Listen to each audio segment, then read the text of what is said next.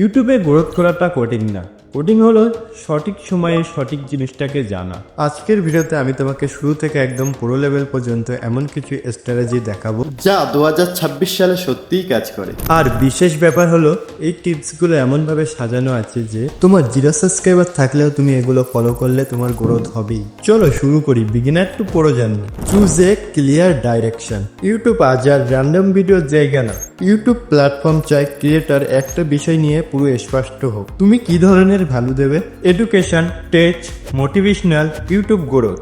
একটা ডাইরেকশন ঠিক করো। ইউটিউব এআই তখনই তোমার ভিডিওটাকে সঠিক অডিয়েন্সের কাছে পৌঁছে দিতে পারবে। সার্চ বেস্ট টপিক দিয়ে শুরু করো, আর শুরুতে কখনো ভাইরালের আশা করবেন। সার্চ বেস্ট ভিডিও বানাও, যেমন how to start, how to fit, how to grow. Search video থেকে দেখা মানে guarantee viewer. Thumbnail plus title is equal 70% growth. তাই ভালো ভিডিও বানিয়েও কোনো লাভ নেই থাম্বনেলে যদি ক্লিক না আসে।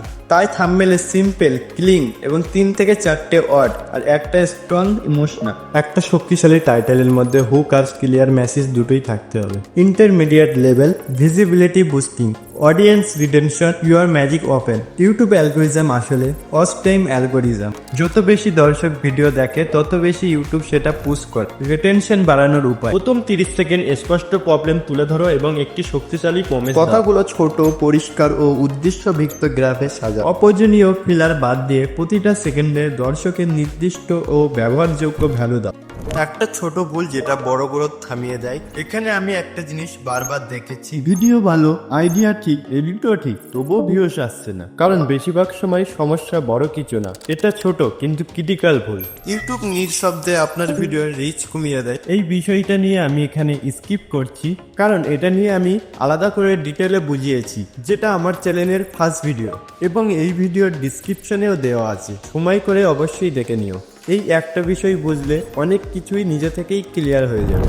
Consistency, daily upload. তোমরা কি মনে করো ইউটিউবে সফল হতে গেলে রোজ ভিডিও আপলোড করতে হবে? আসলে এটা একটা ভুল ধারণা।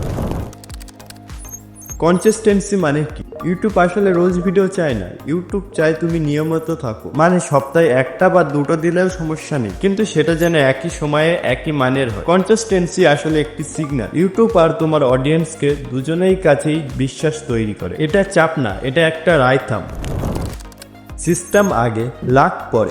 যারা সত্যি সত্যি গ্রো করে তারা কিন্তু ভাগ্যের জন্য বসে থাকে না, তাদের একটা ছোট সিস্টেম থাকে। রিসার্চ করো, স্ক্রিপ্ট লেখো, রেকর্ড করো, ফিডব্যাক নাও, আবার শুরু করো। একটা ভিডিও ফলাফলেও টেনশন নেই, সিস্টেম ঠিক থাকলে পরেরটা হিট করবি। এটাই অ্যামেরিও আর প্রফেশনালের আসল তফাৎ। Analytics friend, not fear. Analytics দেখে অনেকেই ভয় পায়, তাই না? কিন্তু এটা আসলে তোমার সবচেয়ে সৎ বন্ধু। এটা ক্লিয়ার করে বলে দেয় মানুষ কোথায় স্কিপ করছে, কোথায় ইনগেজ করছে, কেন ফিরে আসে। যেদিন তুমি গেস করে না ডাটার অ্যানালিটিক্সটা দেখা শিখবে, সেদিন থেকেই রিয়েল গ্রোথটা শুরু হবে।